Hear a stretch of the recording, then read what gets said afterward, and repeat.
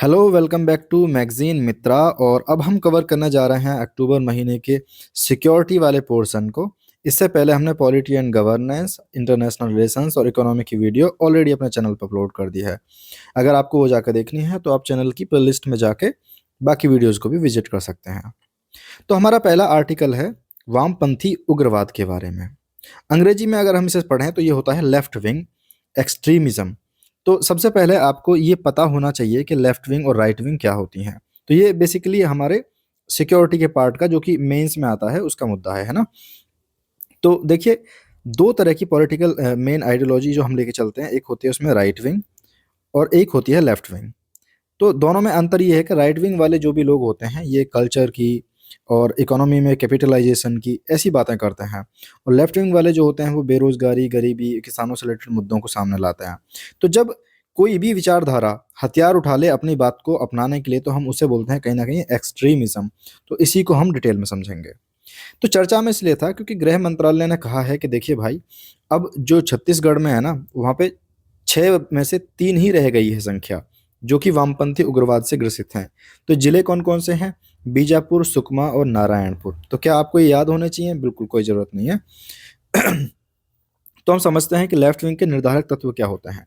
तो सबसे पहले जैसे हमने बात की, सामाजिक आर्थिक असमानता।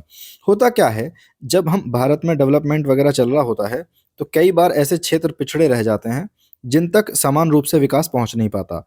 तो उस चक्कर में क्या होता है कि कुछ लोग जो हैं बाकी लोगों को भड़का देते हैं और हथियार उठाने के लिए मजबूर करते हैं कि देखिए भाई, डेमोक्रेसी वाला जो सिस्टम है ये आपको फिट नहीं करता है। हम एक ऐसा वर्ग विहीन समाज बनाएंगे जो सबके काम आएगा। तो उस चक्कर में ऐसे लोगों को करके बहला फुसला के हथियार उठाने के लिए मजबूर करते हैं।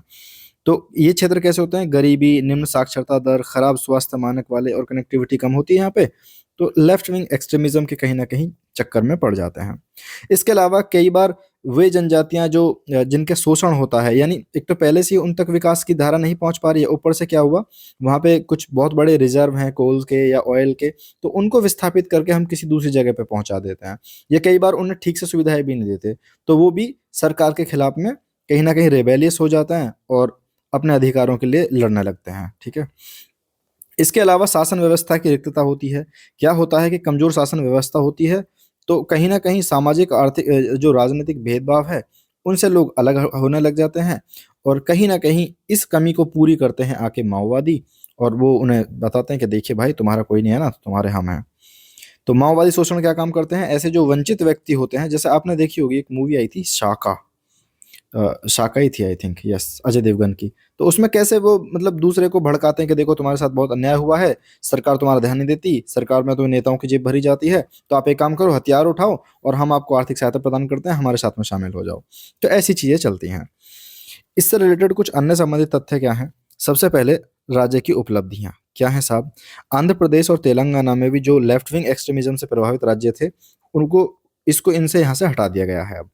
इसके अलावा सरकार ने अपना एक गोल डिसाइड किया हुआ है कि हम 31 मार्च यानी इसी साल की 2026 की 31 मार्च तक हम नक्सलवाद से पूर्णतः समाप्त कर देंगे नक्सलवाद को, और आज़ादी मिल जाएगी मतलब पूरे देश को इस चीज़ से।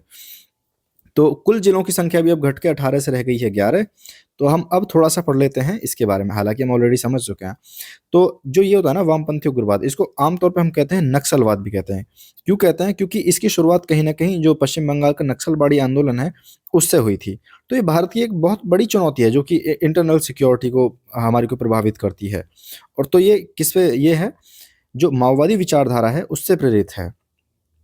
तो इसमें क्या काम करते हैं कि हिंसा का और दुष्प्रचार का यूज करके जो एक डेमोक्रेटिक गवर्नमेंट है उसको उखाड़ के फेंकने की बात करते हैं।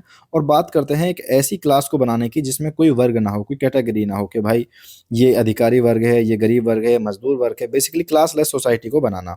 ऐसा होगा नहीं होगा ये तो पता नहीं। प्रभावित क्षेत्र कौन से हैं? तो सबसे पहले हमने बता दिया कि 1967 में पश्चिम बंगाल में जो नक्सलवाड़ी आंदोलन हुआ था वहां से इसकी शुरुआत हुई थी।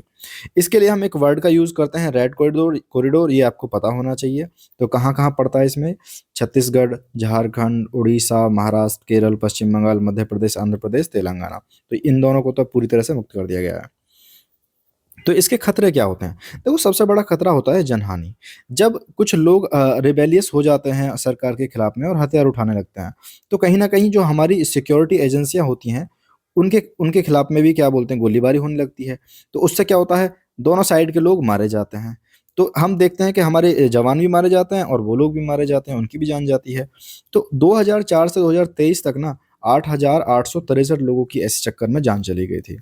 इसके अलावा ये क्या काम करते हैं कि सरकार जो भी डेवलपमेंट की जो भी इंफ्रास्ट्रक्चर को बनाती है, स्कूल, सड़क, भवन, रेलवे, पुल, इन सबको निशाना बनाते हैं, बम लगाएँगे, उड़ा देंगे, ताकि जो भी वंचित लोग हैं या जो पीछे रह गए हैं विकास की राह में, उनको जैसा का तैसा बनाए रख सकें। जब ऐसा का ऐसा बनाए रखेंगे तभी तो उनको कोई लालच या भड़का पाएँगे। तो इस पे। इसके अलावा होता क्या है देखिए, जो हमारा सबसे बड़ी जो थ्रेट होती है ये डेमोक्रेसी के लिए। क्योंकि अगर चुनाव हो रहा होगा, आपने न्यूटन मूवी देखी होगी, है ना? जो राजकुमार राव की है। तो उसमें क्या होता है, मतलब ये जो लोग होते हैं, जो नक्सलवादी हैं, ये आपको मतदान केंद्र पे बूथ वगैरह लगाने नहीं देंगे। कोई मतदान देने जाएगा तो हो सकता है उसे भी गोली से मार के उड़ा दें या उनके अधिकारी जो हैं उनको किडनैप कर लें। तो हमारी डेमोक्रेसी के लिए भी एक बहुत बड़ी थ्रेट है। तो सरकार क्या कुछ काम कर रही है इतने बड़े चैलेंज को हटाने के लिए? बिल्कुल। सड़क, मोबाइल और वित्तीय कनेक्टिविटी यानी विकास से जो भी डेवलपमेंट से रिलेटेड हम काम कर सकते हैं, सबसे पहले वो करें ताकि हम उन्हें विश्वास दिला सकें कि देखिए भाई, सरकार को आपके हितों की चिंता है। तो 30 से अत्यधिक प्रभावित जिले जो हैं उनमें 1000 से ज़्यादा बैंक की शाखाएँ खोली हैं, 900 एटीएम सुविधाएँ लगाई हैं। अगर 2014 से अब तक देखें तो 5900 डाकघर बनाए हैं, जिनमें बैंकिंग सेवा भी होती है। खाली ऐसा नहीं कि आप इधर-उधर वो कर पाओगे। इसी में शिक्षा पे भी हम उनके लोगों पे काम कर रहे हैं। 179 जो है एकलव्य मॉडल आवासीय विद्यालय खोले गए हैं, 48 आईटीआईज़ खोले गए हैं और 61 कौशल विकास केंद्र, ताकि उन लोगों को हम कुछ कौशल सिखा सकें और उनको कहीं न कहीं विकास की जो मेन स्ट्रीम है उसमें लेके आ सकें। इसके अलावा 2024 में शुरू किया गया है धरती आबा जनजातीय ग्राम उत्कर्ष अभियान। इसमें हम कोशिश करते हैं उन जनजातीय अधिकता वाले गाँवों में अब सार्वजनिक सुविधा जो है उनको प्रोवाइड करा सकें। तो इसमें कहीं न कहीं 15,000 से अधिक गाँव शामिल हैं, जिसमें 1.5 करोड़ लोग जो हैं उनको फ़ायदा पहुँचाने की हमारी सरकार की ऐसी पहल है।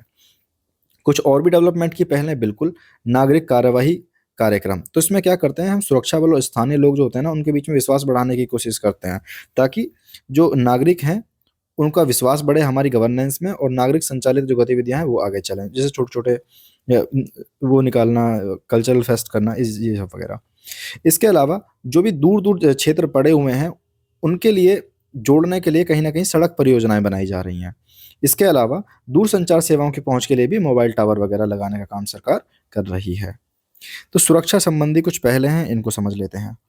तो सबसे पहले ऊपर तो कौन-सा था? ऊपर था विकास से रिलेटेड। तो इस सुरक्षा संबंधी पहले क्या है? समाधान फ्रेमवर्क एक विकसित किया है गृह मंत्रालय ने, इसको लेफ्ट विंग एक्सट्रीमिज़्म से निपटने के लिए। तो क्या है समाधान? इसको हम यहाँ समझेंगे। एस फोर है स्मार्ट नेतृत्व, लीडरशिप, कि स्मार्ट लीडरशिप अपनाएं। दूसरा, आक्रामक अग्रेसिव स्ट्रेटजी अपनाएं, कि अगर देखिए भाई लेफ्ट विंग के खिलाफ हम आक्रामक रूप से एकदम तैयार खड़े हैं। इसके अलावा मोटिवेशन और प्रशिक्षण वगैरह देना है हमें, कि नहीं भाई अगर आप इसको छोड़ के आते हो तो भी आपका कुछ हो सकता है। ए फोर आपका हो गया एक्शनेबल इंटेलिजेंस, हम बाकी सबकी सूचना अपने पास रखें। D four dashboard based KPIs, यानी अगर कोई ऐसे हैं कि भाई हमें पता चलता रहे कि कहाँ पे हमारी प्रोग्रेस पहुंची है, उस सबको देखने के लिए। H four harness technology. A for action plan for each theatre, यानी प्रत्येक क्षेत्र के लिए एक कार्य योजना होनी चाहिए हमारे पास में। और एन फोर है वित्त पोषण तक पहुंच पर रोक, इसको हम डिटेल में समझेंगे यहाँ पे। वित्त तक पहुंचने पर रोक क्या है? हम तो क्या होता है कि ईडी और जो एनआईए है ना, ये कोशिश करती हैं, उन लोगों को टारगेट करती हैं जो इन लोगों को पैसा अपना पहुंचाते हैं, जो कि लेफ्ट विंग जो एक्सट्रीमिज्म है इसको पनपाते हैं। तो इन तक अगर फंडिंग ही हम रोक देंगे तो कहीं ना कहीं ये जो आंदोलन है, ये क्या कोई भी आंदोलन कमजोर हो जाएगा अगर आप उसको फंड करने वालों को रोक रोक देते हैं। तो ईडी और एनआईए हमारे ये क्या काम करती हैं, उनकी संपत्तियों को जब्त करती हैं और धन शोधन निवारण अधिनियम के तहत उन पे मुकदमा दर्ज करके उन पे कार्रवाई करती हैं। इसके अलावा हम कोशिश करते हैं कि भाई सुरक्षा व्यवस्था को ऐसे क्षेत्रों में थोड़ा और मजबूत किया जाए, क्योंकि ये पुलिस स्टेशन वगैरह पे हमला करते हैं, तो हम किलेबंद पुलिस स्टेशनों का निर्माण कराएंगे और ज़्यादा से ज़्यादा थोड़ा सुरक्षा बलों की वहाँ पे तैनाती करेंगे, ताकि लोगों की भी सुरक्षा हो सके। बाकी हम एक और, जैसे हम छत्तीसगढ़ में एग्जाम्पल देखते हैं कि उग्रवादी जितने भी होते हैं, अगर वो समर्पण करते हैं, मुख्य धारा में शामिल होने के लिए मानते हैं, तो हमें उन्हें कई बार जॉब दे देते हैं, हम गवर्नमेंट जॉब दे देते हैं कि आप आइए इसमें काम करिए, ठीक है। तो पुनर्वास नीति लागू करना, पेशा एक्ट और क्या बोलते हैं वन अधिकार अधिनियम के तहत जो भी अधिकार इनके बनते हैं जनजातियों के या ट्राइब्स के जो भी हैं, तो हम कहीं ना कहीं उनके हक उन तक पहुंच जाएं, इस चीज़ को भी प्रॉपर इस पे भी काम करने की कोशिश कर रहे हैं। तो आगे की राह क्या है? देखिए, समग्र दृष्टिकोण बनाए रखना। ऐसा नहीं है कि हमें खाली सुरक्षा पे काम करना है या विकास पे काम करना है, बल्कि हम इनके अधिकारों को भी संरक्षण करने की कोशिश करेंगे और एक यूनिफाइड कहीं न कहीं स्ट्रेटजी बना के इस पे काम करेंगे। इसके अलावा हम कोशिश करेंगे स्थानीय स्तर पर क्षमता निर्माण की। देखो, अगर आप हम जम्मू-कश्मीर का एग्ज़ाम्पल उठा के देखो। जम्मू-कश्मीर में पहले काफ़ी सारी पत्थरबाज़ी घटनाएँ होती थी। हमने वहाँ के लोगों को आर्मी में, पुलिस में अच्छे खासे रिक्रूट किया, तो वही कहीं न कहीं फिर उस सिक्योरिटी के लिए काम करने लग जाएँगे। तो ऐसे ही हम स्थानीय पुलिस में उनकी अगर क्षमता निर्माण कर दें या मॉडर्नाइज़ेशन से उनको जोड़ दें या उनको कौशल देने लग जाएँ, तो कहीं न कहीं उनकी भी सोच में एक अंतर आएगा। शिकायत निवारण प्रणाली भी हमारे पास में होनी चाहिए, ताकि उन्हें पता लगे कि देखिए भाई, लोकतंत्र में हिंसा कभी सफल नहीं हो सकती। अगर आपको शिकायत हो तो आप शिकायत करिए। बाकी न्यायिक जवाबदेही भी तय होनी चाहिए कि देखिए भाई, जो भी लेफ्ट विंग एक्सट्रीमिज़्म से रिलेटेड मामले हैं, उनको थोड़ा तेज़ी से कंप्लीट किए जाने चाहिए। और दुष्प्रचार तंत्र से निपटारा। जो भी माओवादी, उग्रवादी होते हैं, ये लोग अपनी हिंसक प्रवृत्ति के कारण लोगों को बना देते हैं, पकड़ लेते हैं या उनको भड़का देते हैं, तो हमें ऐसे दुष्प्रचार तंत्र को भी टैकल करने की ज़रूरत है। अगला हमारा आर्टिकल है सशस्त्र बल विशेष शक्तियाँ अधिनियम। ये हर बार ही लगभग चर्चा में रहता है, तो हम इसे समझते हैं। पहले आसान भाषा में समझ लेते हैं, फिर पूरा आर्टिकल पढ़ेंगे तो हमें क्रक्स समझ में आ जाएगा इसका। देखो, आपने जब हिस्ट्री पढ़ते हो, तो आपने एक पढ़ा होगा रोलेट एक्ट, है ना? तो इसमें क्या था? ना वकील, ना दलील, ऐसे करके एक कानून था ना? तो होता क्या था इसमें, आपको अंग्रेज़ों के टाइम में, कि कोई भी अंग्रेज़, मतलब अगर ये रोलेट एक्ट जब लागू हो गया था, तो अंग्रेज़ जिसको चाहें बंदी बना सकते थे, जिसको चाहें गोली मार सकते थे, लोगों को, बहुत सारे लोग इकट्ठे हो जा रहे हैं तो उनको भगा सकते थे। तो ये सारी चीज़ें उस टाइम पे चलती थीं। तो कहीं न कहीं ये हमारे क्या बोलते हैं, कानूनी व्यवस्था का एक डार्क फ़ेज़ है, जो ये है रोल एक्ट, मतलब आफ्स्पा। तो होता क्या है, समझते हैं। सबसे पहले हुआ क्या है, जो गृह मंत्रालय है ना, तो उसने मणिपुर, अरुणाचल प्रदेश और नागालैंड के कुछ हिस्सों में 6 महीने के लिए आफ्स्पा और बढ़ा दिया गया है। और ये फैक्ट प्रीलिम्स के हिसाब से बहुत इंपॉर्टेंट हो सकता है, क्योंकि वो हो सकता है दे दे बना के आपको कि बताइए भाई, अ, इनमें से कहाँ पे नहीं लागू है या कहाँ पे लागू है। तो मणिपुर में तो 1981 से लागू है ये आफ्स्पा। तो इसके जो 58 में ये बना था, इसमें विषय क्या है समझिए। देखिए, ये एक ऐसा कानून है जो कानून व्यवस्था को बनाए रखने के लिए सेना को असाधारण शक्तियाँ देता है। यही चिंता की बात भी है।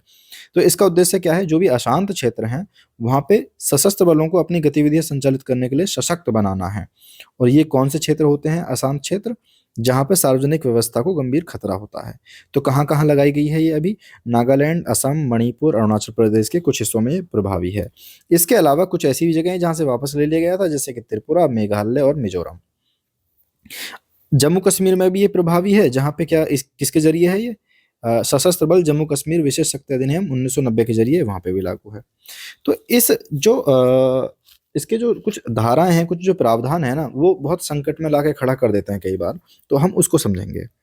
सबसे पहले अशांत क्षेत्र की घोषणा, जो इसका कानून का धारा नंबर 3 है, उसके हिसाब से कौन करता है, ये आपको पता होना चाहिए, प्रीलिम्स के लिए इम्पोर्टेंट है, तो आप हाइलाइट कर लो।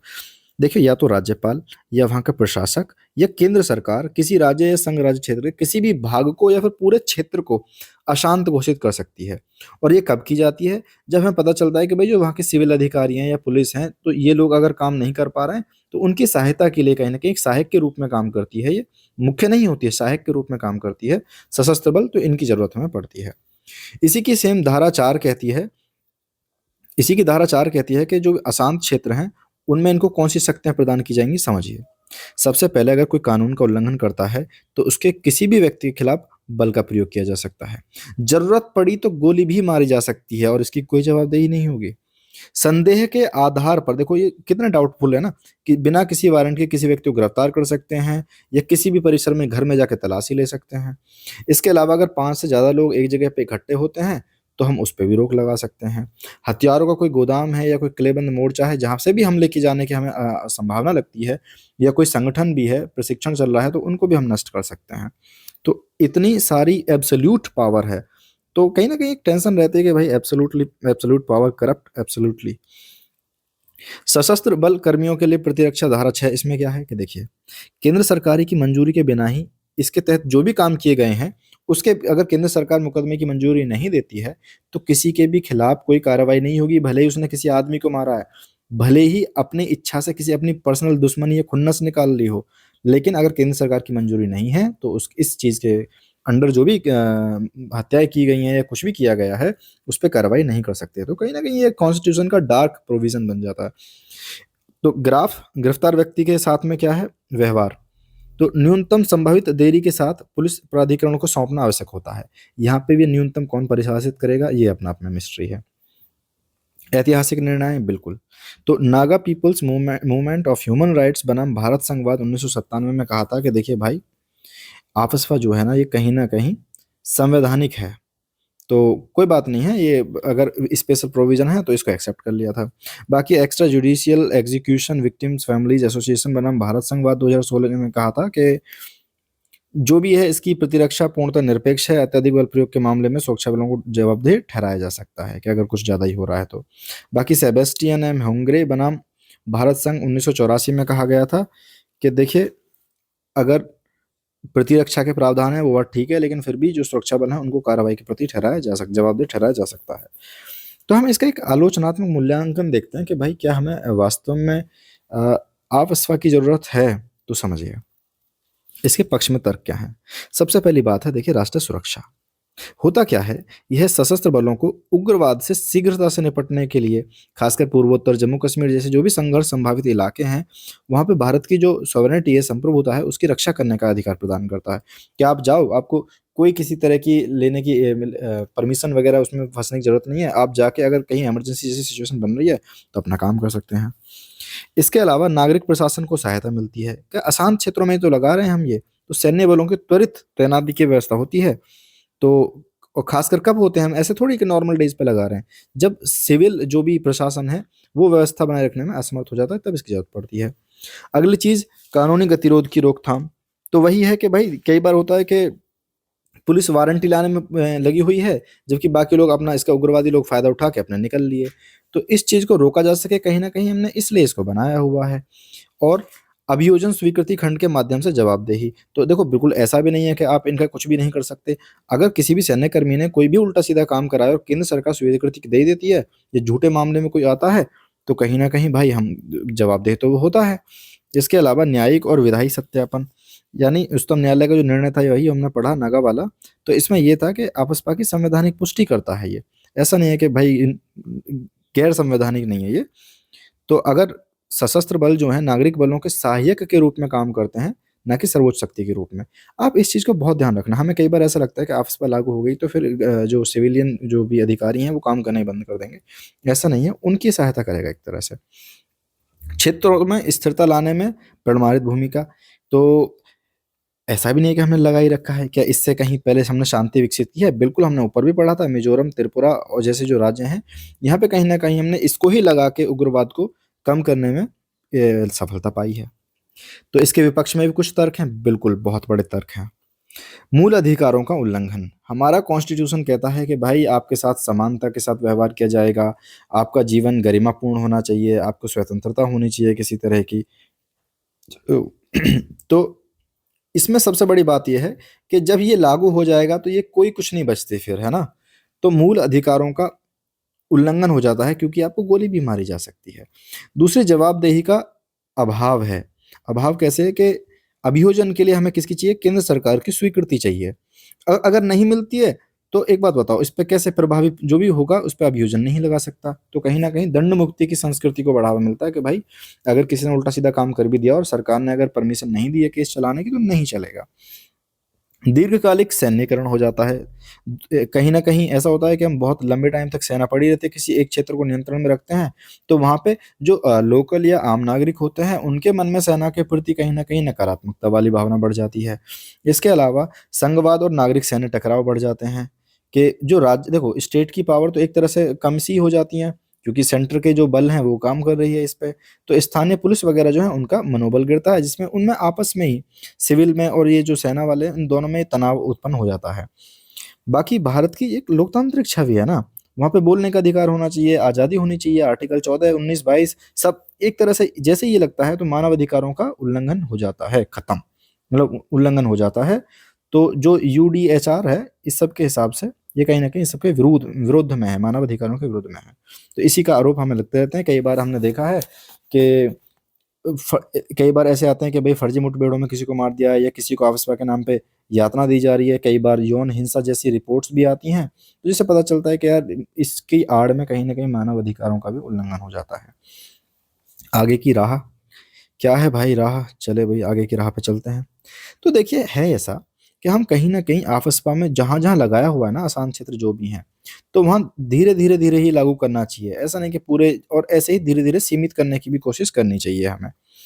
इसके अलावा जो जवाबदेही है उनकी धाराओं में संशोधन करना चाहिए। कि हमें करना चाहिए क्या भाई? देखो, अगर ऐसा कोई मुकदमा आता है कि फर्जी मुठभेड़ है, तो इनको रोकने के प्रावधान हम शामिल कर सकते हैं। या कोई भी गिरफ्तार व्यक्ति है तो उसमें था ना कि आप न्यूनतम संभावित समय में आप मजिस्ट्रेट के सामने प्रस्तुत करेंगे, तो उसको 24 घंटे में कर दो भाई। तो आप इसके प्रावधानों को याद रखना कि वो न्यूनतम समय, देखो यहाँ पे हमने पढ़ा था ना, एक सेकेंड, न्यूनतम जो भी गिरफ्तार किया है उसे न्यूनतम संभावित देरी के साथ निकटतम पुलिस प्राधिकरण को सौंपना आवश्यक होता है। तो न्यूनतम को परिभाषित नहीं किया गया है ना। जैसे नॉर्मली क्या होता है कि 24 घंटे के भीतर मजिस्ट्रेट के सामने प्रस्तुत करना होता है। तो आप ऐसी चीजों को याद रखना, प्रीलिम्स में स्टेटमेंट के रूप में दी जा सकती हैं। बाकी वैकल्पिक पुलिसिंग की व्यवस्था की जानी चाहिए कि भाई जरूरी थोड़ी आप हर जगह आपको सेना भेजनी है, तो कहीं कहीं सीआरपीएफ का या फिर राज्य की पुलिस का उपयोग कर लो, और सेना को केवल वहीं पे बुलाओ जहाँ पे बहुत गंभीर मामले हैं। मानवाधिकारों का अनुपालन करना चाहिए कि भाई जो भी सैन्य अभियान चल रहे हैं उनमें भी हम कहीं ना कहीं मानवाधिकारों का सम्मान करें, और जो उग्रवाद विरोधी अभियान है उनमें पेशेवर रूप से सख्त पालन किया जाए। स्थानीय समुदाय और इसमें विश्वास में भागीदारी लाने की कोशिश करनी चाहिए, ताकि जो भी नागरिक समाज है, नौकरशाही है, सेना है, इनको स्थानीय विकास कार्यों में शामिल किया जा सकता है। बेसिकली कहने का मतलब है कि जनता का समर्थन मिलना चाहिए। ऐसा ना हो कि जनता ही फिर तुमने किया तो कुछ लोगों को शांत करने के लिए वहां पे, लेकिन तुम्हारी जनता ही तुम्हारे विरोध में हो गई। तो ऐसा भी नहीं होना चाहिए। कुछ समितियां हैं, बिल्कुल जीवन रेड्डी की समिति आई थी, इन्होंने कहा था कि देखिए भाई आपसपा जो है इसको टोटली निरस्त कर दो, और ये जो आप करते हो ये गैर कानूनी है, इसे बंद करो, खत्म करो। फिर जो आपकी द्वितीय प्रशासनिक सुधार आयोग आई थी, तो उसने कहा था कि देखिए हितधारकों के साथ पहले बातचीत करो, उसके बाद में इसको निरस्त करो। संतोष हेगड़े समिति जो है इसने कहा था कि जो भी फर्जी मुठभेड़ों के बारे में आरोप लग रहे हैं उस पर जांच की जाए, और अगर इसका दुरुपयोग हो रहा है तो इस पर रोक लगाई जाए। बाकी न्यायमूर्ति जे एस वर्मा समिति की थोड़ी इंपॉर्टेंट है, तो इसको थोड़ा याद रखना। आफिसपा की उन्होंने तत्काल समीक्षा की सिफारिश की थी, कहा था कि देखिए भाई अगर कोई भी, आफिसपा है ठीक है देखा जाएगा, लेकिन अगर कोई भी सशस्त्र बल का कोई भी अधिकारी है इसका फायदा उठा के कोई महिलाओं के साथ में यौन हिंसा कर रहा है, तो उसको भाई सिविल लॉ के तहत, जो भी सिविल क्रिमिनल लॉ है उसके तहत में कार्रवाई की जानी चाहिए। अगला हमारा आर्टिकल है 4.3, साइबर अपराध के खिलाफ संयुक्त राष्ट्र अभिसमय। तो देखिए हुआ क्या है, संयुक्त राष्ट्र के जो 193 देश हैं उनमें से 72 देशों ने हनोई, हनोई कहाँ पे? वियतनाम में। तो वियतनाम की जो मतलब राजधानी है क्या ये, आई थिंक, तो साइबर अपराध के खिलाफ संयुक्त राष्ट्र अभिसमय पर हस्ताक्षर कर दिए हैं। इसके बारे में हम थोड़ा डिटेल में समझ लेंगे। तो देखिए हुआ क्या है, इस अभिसमय को संयुक्त राष्ट्र महासभा ने 24 दिसंबर 2024 को अपनाया था। किस पे? साइबर अपराध के खिलाफ ग्लोबल लेवल पे हम काम कर रहे हैं इसमें, है ना। तो यह अभिसमय कम से कम 40 हस्ताक्षरकर्ता राष्ट्रों के अनुसमर्थन के बाद 90 दिन बाद ही लागू होगा। तो दो चीजें हैं देखो, एक तो हस्ताक्षर करना और एक होता है अनुसमर्थन करना। तो दोनों अलग अलग चीजें, एक तो है कि हाँ ठीक है भाई ये चीज कर लेते हैं, एक है कि हमने ऑफिशियली इसको साइन कर दिया किसी एग्रीमेंट को, और एक है कि हमने चर्चा के लिए ले आए। तो अभी क्या बोलते हैं, जब ये 40 हस्ताक्षर कर देंगे उसके 90 दिन बाद ये लागू होगा। अभी इसकी डेट कब है? 31 दिसंबर 2026 तक इसकी खुली रहेगी। क्या भारत ने इस पे साइन कर दिए हैं, हस्ताक्षर नहीं किए हैं? अगर आपने पिछली वीडियो देखी है ना, तो मैंने बताया कि जितने भी बाइंडिंग ट्रीटीज होती हैं या बाध्यकारी होती हैं, यानी हमारे देश के इंटरनल लॉ को प्रभावित करती हैं, आमतौर पे, मतलब नॉट डेफिनेटली, आमतौर पे भारत की कोशिश होती है कि ऐसी चीज़ों पे हस्ताक्षर ना किए जाएं या बचा जाए। जैसे हमने पीछे देखा था कि इंटरनेशनल क्रिमिनल कोर्ट जो है, हमने उस पर भी, मतलब वो भी हमारे यहाँ लागू नहीं होता है, क्योंकि उसकी भी कहीं ना कहीं कुछ चीज़ें बाइंडिंग है। संयुक्त राष्ट्र मादक पदार्थ और अपराध कार्यालय ने भी इस पे, ये इसके सचिवालय के रूप में काम करेगा। तो इसमें होगा क्या, साइबर अपराध के खिलाफ संयुक्त राष्ट्र अभिसमय सभी गंभीर अपराधों के लिए इलेक्ट्रॉनिक साक्ष्यों के संग्रह, साझाकरण, उपयोग वाला सार्वभौमिक रूप से पहला बाध्यकारी फ्रेमवर्क है। ठीक है, तो आप इसको समझो, ये बाध्यकारी है और भारत ने हस्ताक्षर नहीं किए हैं। हमने जब पढ़ा था आईसीसी, वो भी बाध्यकारी थी उसकी नीतियां, तो भी हमने उस पर हस्ताक्षर नहीं किए थे। बाकी यूरोपीय परिषद द्वारा इससे पहले जो तैयार किया गया है बुडापेस्ट साइबर अपराध अभिसमय, ये भी क्या काम करता है, जो साइबर अपराध से निपटने के लिए सीमा पार के सहयोग है उनको मजबूत करने की पहली अंतर्राष्ट्रीय संधि थी। क्योंकि देखो साइबर अपराध जो है ना, वो दुनिया में, पता चला कि देखो अमेरिका में बैठा एक व्यक्ति है और अपराध कर रहा है कहाँ पे? भारत में आके। तो कुछ तो ऐसा होना चाहिए ना कि हम ग्लोबल लेवल पे बात कर सकें ऐसे अपराधों के बारे में, खासकर जब साइबर अपराध पूरी दुनिया के लिए एक नया चैलेंज है। तो उसी के हम करने की बात कर रहे हैं। तो साइबर अपराध के खिलाफ संयुक्त राष्ट्र अभी समय के प्रमुख बिंदु क्या हैं? सबसे पहले अपराध के दायरे का विस्तार करना चाहिए कि ऑनलाइन धोखाधड़ी, ऑनलाइन बाल शोषण या किसी की कुछ इंटीमेट तस्वीरें हैं, अंतरंग छवियां हैं, उनको अगर बिना सहमति के कोई प्रसारित कर रहा है तो इन सब को भी हम कहीं ना कहीं एक अपराध के रूप में माने। खाली ये नहीं कि किसी को हैक कर लिया वही अपराध है। बाकी इसमें अंतर्राष्ट्रीय सहयोग की आवश्यकता है, तो इसके लिए कहीं ना कहीं एक 24/7 नेटवर्क स्थापित करना चाहिए जो 24 घंटे 7 दिन काम करे। संप्रभुता की रक्षा तो वही है कि देखो, भले ही हम इस पे साइन कर रहे हैं, लेकिन हम कोशिश करेंगे कि जितने भी देश हैं उनकी संप्रभुता और समानता, क्षेत्रीय अखंडता का ध्यान रखा जाए। ऐसा ना हो कि हम इसके मामले में, बता रहा था ना, बाध्यकारी है, किसी के आंतरिक मामलों में हस्तक्षेप करने लगे, तो वो ना होना चाहिए। बाकी पीड़ितों की सहायता के लिए हम कोशिश कर सकते हैं कि जो पीड़ित हो गए हैं उनको मुआवजा दे सकें, क्षतिपूर्ति दे सकें, या किसी का कोई उल्टी सीधी वीडियो डली हुई है तो उस अवैध सामग्री को हटा सकें और उनको पुनर्वास किया जाए। ठीक है, तो ये सहायता कैसे की जाएगी? जो भी घरेलू कानून है किसी भी देश के, उसके द्वारा। बाकी मानव अधिकारों का सम्मान होना चाहिए कि पक्षकार जो भी देश हैं इसमें शामिल होंगे वो कोशिश करेंगे कि जो इंटरनेशनल ह्यूमन राइट्स लॉज हैं उनके अनुरूप ही इसका पालन हो। तो इसका महत्व क्या है? देखो, अभी तो जब तक ये पूरी तरह लागू नहीं हो जाता है तो ये कुछ खास इंपॉर्टेंट है नहीं। बस इतना याद रखना है आपको इस आर्टिकल में कि भारत ने जो है अभी तक साइन नहीं किए हैं और ये समझौता जो है वो बाइंडिंग है। और यूरोपियन यूनियन वाला जो था, यूरोपियन काउंसिल वाला बुडापेस्ट साइबर अपराध अधिनियम 2001, ये साइबर अपराध से रिलेटेड पहली अंतर्राष्ट्रीय संधि थी। बस इतना याद रखना है इस आर्टिकल में। बहुत सरदर्दी मत लिया करो यार। तो अभी समय का इसका महत्व क्या है? महत्व यही है, बहुपक्षवाद की जीत, कि कहीं ना कहीं बहुपक्षवाद में समझा चुका हूँ कि अलग अलग देश जो हैं सब मिलके काम करने की कोशिश कर रहे हैं इंटरनेशनल लेवल पे, तो ये इसकी जीत है। तो सहयोग की मतलब अंतर्राष्ट्रीय सहयोग हो रहा है, इससे और कुछ नहीं है।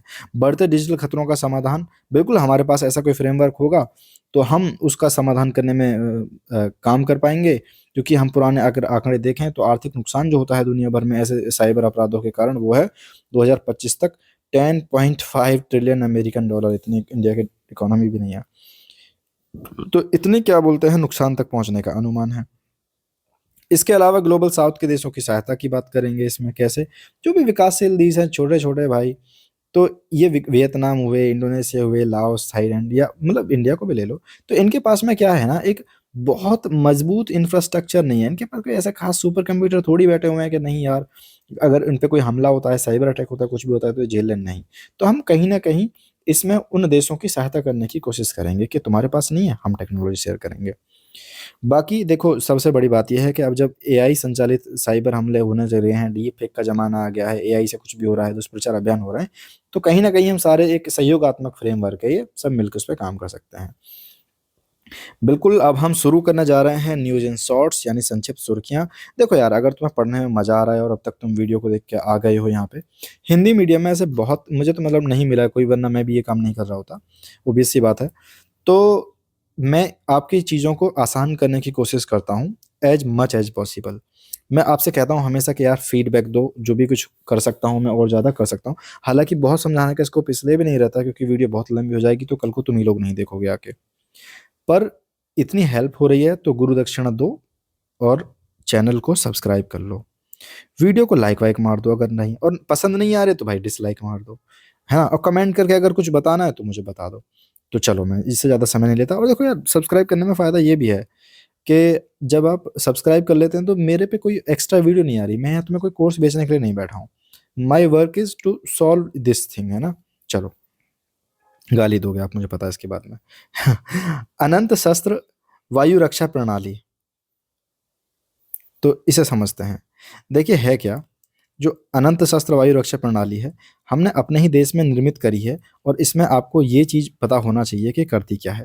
एक्चुअल में ये सतह से हवा में मार करने वाली एक मिसाइल सिस्टम है। कहाँ पे? सतह से हवा में, यहाँ से हवा में। तो इसके विकासकर्ता कौन है? डीआरडीओ ने बीईएल यानी भारत इलेक्ट्रॉनिक लिमिटेड और आपका भारत डायनामिक्स लिमिटेड के साथ में मिलकर इसे विकसित करा है। आम तौर पे ऐसी चीज़ों के बारे में आपको क्या पता होना चाहिए? एक तो पता होना चाहिए कि ये क्या है, मतलब हवा से कहाँ पे मार करती है। दूसरा, इसकी रेंज पता होनी चाहिए। बस उतना ही, बाकी उतना बहुत है इसमें इन्फॉर्मेशन, अगर आपको वो याद रहती है तो। तो करती क्या है, तो ये जो है ना medium range surface to air missile, इसका मतलब है इसका MRSAM, यानी मीडियम रेंज की है, 30 किलोमीटर के आसपास की है, मीडियम रेंज सरफेस यानी सतह से, एयर हवा में मार करने वाली मिसाइल है ये। तो और भी क्या है क्या हमारे पास, बिल्कुल, आकाश, स्पाइडर, सुदर्शन, S-400, S-400 आप कमेंट में बताना S-400 किसका है। तो इनके साथ ही समन्वय में कार्य करती है। हमने बेसिकली क्या है कि हम एक ऐसा घेरा बनाने की ताक में हैं, S-400 को यूज़ करके, आकाश को, स्पाइडर को, सारी चीज़ों को यूज़ करके ना हम एक ऐसा मतलब बनाने के चक्कर में कि कोई भी अगर हम पे अटैक करे तो हम उसको बाहर से बाहर टैकल कर पाएँ, खास कर कोई ड्रोन हमला वगैरह करे। तो इसी पे हम आगे भी पढ़ेंगे। अगला है आपका रियल टाइम में ड्रोन रोधी रक्षा के लिए सक्षम। तो सक्षम प्रणाली के बारे में सुनो। देखिए, थल सेना ने ये स्वदेशी रूप से विकसित किया है, मतलब थल सेना ने जो भी सक्षम है, इसको इसकी खरीदारी शुरू कर दी है। काउंटर अनमैन्ड एरियल सिस्टम, यानी हवा में जो काम करता है, जो बिना इंसान के चलता है, जैसे ड्रोन हो गए, मतलब शॉर्ट अगर हम आसान भाषा में कहें। सक्षम की फुल फॉर्म, बिल्कुल अगर आप पीसीएस की तैयारी कर रहे हैं तो सक्षम की फुल फॉर्म आपको पता होनी चाहिए। पता नहीं कौन किसका हुआ मास्टर कब रख दे। Situational awareness for kinetic soft and hard kill asset management, तो ये इसकी फुल फॉर्म है। इसके बारे में थोड़ा समझते हैं। तो ये क्या काम करती है, ये मॉड्यूलर और उन्नत कमांड और कंट्रोल पे काम करती है, सीसी, है ना, और आर्मी डेटा नेटवर्क का पे काम करती है, क्योंकि थल सेना काम कर रही है ना। तो यह प्रणाली क्या है, दुश्मन का जो भी ड्रोन आ रहा होगा या फिर अनमैन्ड एरियल सिस्टम कुछ और आ रहा है जिसमें मानव नहीं बैठा होता, इंसान नहीं बैठा होता, वो मशीन से उड़ती रहती है ना, तो हो सकता है अगर ड्रोन हो तो खासकर उस पर रिलेटेड जो भी है, ऐसी चीज़ों को जो रियल टाइम में पहचानेगी, ट्रैक करेगी और वहीं की वहीं उन्हें उड़ा के मार देगी। तो इसे नए परिभाषा के टैक्टिकल बैटलफील्ड स्पेस में वायु क्षेत्र में पूर्ण रूप से हम सुरक्षा प्राप्त कर पाएंगे। बेसिकली यही है और कुछ नहीं है, बस आपको पता होना चाहिए कि इसकी क्षमता कितनी है, 3000 मीटर तक, यानी 10,000 फीट की ऊंचाई तक फैला होता है ये TBS। जी है, टैक्टिक बैटलफील्ड स्पेस इसे बोलते हैं। हो सकता है कल आ जाए, मतलब एग्जाम में आ जाए। बाकी इसको भी विकसित किया है भारत इलेक्ट्रॉनिक्स लिमिटेड के सहयोग से। ड्रोन वॉल क्या है साहब, डेनमार्क ने संदिग्ध रूसी ड्रोन के देखे जाने के बाद में यूरोपीय संघ ने क्या काम किया है, ड्रोन वॉल बनाने की दिशा में कदम उठाए। तो क्या ड्रोन वॉल कुछ ऐसा बना रहे हैं क्या, बैठा के एक ब्रिक लगा के एक कोई दीवार बना रहे हैं क्या, बिल्कुल नहीं। ड्रोन वॉल के बारे में समझते हैं हम क्या है। AI आधारित बहुस्तरीय ड्रोन डिफेंस प्रणाली है, वही जैसा हम सक्षम में काम कर रहे हैं ना, तो इसे बोलते हैं एयर शील्ड।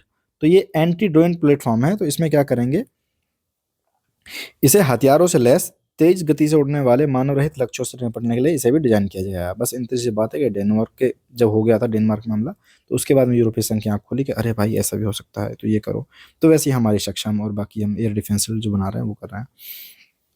तो ये क्या कर सकता है, अगर कोई ड्रोन घुसपैठ कर रहा है तो उसको कर सकता है, GPS जैमिंग कर सकता है, कोई भी अपरंपरागत हमला हो रहा है हवा में तो उसके खिलाफ अर्ली वार्निंग दे सकता है, रियल टाइम में खतरे को पता लगा सकता है, और भी उसके बारे में कुछ खुफिया जानकारी आपको मिल जाएगी।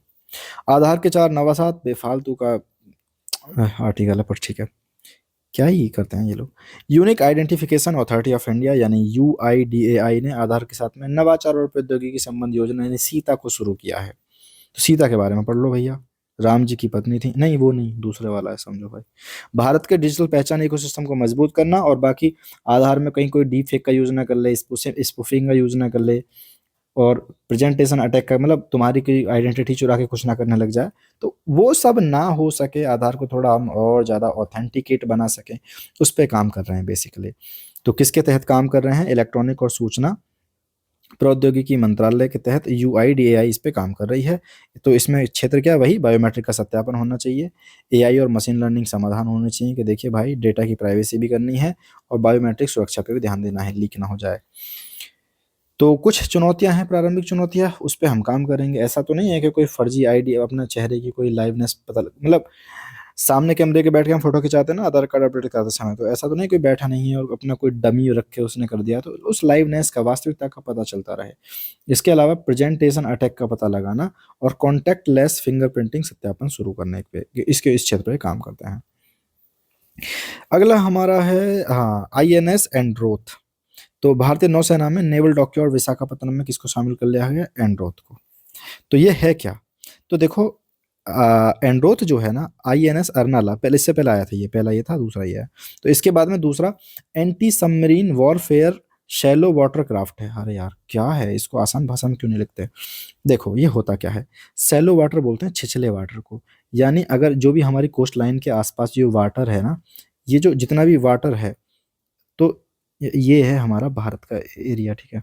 तो यहाँ पे जितना भी जो छिछला वाटर है, इस एरिया को कवर करने के लिए हम इनका यूज करते हैं। ये एक तरह से जहाज की तरह ही होती हैं पानी के। एक सेकेंड। तो कई बार क्या होता है कि हमारे जो दुश्मन देश होते हैं ना, वो अपनी सबमरीन्स को हमारे तट के निकट ले आते हैं, तो ये उनसे हमें सुरक्षा देती हैं। यानी शैलो वाटर में, छिछले वाटर में जहाँ पानी कम है, तो इनमें कहीं ना कहीं बहुत सारी चीज़ें लगी होती हैं कि ये उस उन पे अटैक कर सकती हैं। इनके अंदर कुछ कुछ टॉर्पीडो वगैरह लगा जाए। टॉर्पीडो मतलब एक तरह से होता है कि समुद्र में चला जाने वाले बम मान लो, है ना, तो उनका यूज़ करते हैं। तो ये किसने बनाई है? ये garden rich ship builders and engineers limited ने ये बनाई है कोलकाता में। टोटल कितनी बननी है? 8 बननी है। क्या? Anti submarine warfare shallow water craft. तो ये है, आप समझो जो भी सब, इसे ऐसे समझो कि जो भी सबमरीन आ रही हैं, उन पे कहीं ना कहीं हमला बनाने करने के लिए हमने खासकर अपने इस वाले एरिया में 8 बनाई जा रही है टोटल। तो बिल्कुल इसका नाम रखा गया है लक्षद्वीप, जो है उसका उत्तरी द्वीप है एक एंड्रोथ, उसके नाम पे। तो इसकी क्षमता क्या है? वही समुद्र में निगरानी, खोज और बचाव, तटीय और एंटी सबमरीन रक्षा मिशन करना, और आपका समुद्री अभियान। तो कुछ सुर्खियों में रहे हैं अभ्यास। तो सबसे पहला था आपका पैसिफिक रीच अभ्यास। तो क्या होता है, 2 साल में एक बार होता है। पनडुब्बी बचाव सैन्य अभियान है, और इसमें 40 से ज़्यादा लोग मतलब देश जो है वो भाग लेते हैं, और इस बार इसका मेजबान राष्ट्र था सिंगापुर। तो ये पता होना चाहिए, पैसिफिक रीच अभ्यास। कोंकण अभ्यास, ये आमतौर पे हम रटते रहते हैं जितने भी लोग पीसीएस की तैयारी करते हैं। भारतीय नौसेना और यूके की रॉयल नेवी के बीच में होने वाला एक द्विपक्षीय अभ्यास था। ऑस्ट्रा हिंद नाम में ही आ रहा है, ऑस्ट्रेलिया और हिंदुस्तान, तो ये इन दोनों के बीच में होने वाला संयुक्त सेना अभ्यास है। समुद्र शक्ति भारत और इंडोनेशिया के बीच में हम करते हैं। जी मैक्स जो है जापान के और इंडिया के बीच में करते हैं, नौसेना के बीच में। Japan maritime self defence force, इनके बीच में प्रत्येक 2 वर्ष में होने वाला ये भी नौसैनिक अभ्यास है। पता है, मुझे कभी कभी लगता है कि हो सकता है, क्योंकि यूपीएससी ऐसी चीज़ों में क्वेश्चन बना रही है ना जहाँ पे वो उसके गलत होने की संभावना बहुत कम हो, तो हो सकता है कभी ऐसे ये दे दे कि देखो भाई, ये वाला अभ्यास है, किन देशों के बीच में हो रहा है, तो और नौसेना के बीच में हो रहा है, या आर्मी के बीच में हो रहा है, या पनडुब्बी बचाव मतलब किस तरह का है। ऐसे करके 3 ब्रैकेट बना के सवाल दे सकते हैं कि बताओ इनमें से कितने ऊपर में से केवल 1, केवल 2, कितने युग्म ठीक है। तो इनको थोड़ा सा ध्यान पे दे दिया करो यार, पहले ऐसे सवाल नहीं आते थे, पर अब कह नहीं सकते कुछ भी। ओसन स्काई अभ्यास के साथ स्पेनिश वायुसेना का अभ्यास है। और देखो ये वाला इंपॉर्टेंट है, ओशन स्काई अभ्यास जो है स्पेनिश वायुसेना द्वारा आयोजित एक बहुराष्ट्रीय हवाई अभ्यास है। पहली बार ऐसा हुआ है कि इसमें किसी गैर नाटो देश ने अभ्यास किया है, यानी भारत भी पहुंच गया था इस बार इसमें। बाकी आमतौर पे इसमें नाटो कंट्रीज जो हैं वही जाते हैं। तो ओशन स्काई अभ्यास को इस बार याद रखना। देखो भाई, अगर आपने क्या बोलते हैं इस चैनल को सब्सक्राइब नहीं किया है तो कर लो, और इस पे कम से कम 20 से 25 लाइक तो फेंक के मार दो कम से कम, इससे ज़्यादा तो उम्मीद नहीं कर रहा। बाकी इसको चैनल को शेयर वेयर कर दो और सब्सक्राइब करो। और थैंक यू, तैयारी करते रहो यार, 26 का प्रीलिम्स निकालो तो मुझे बताना कमेंट करके। Bye bye.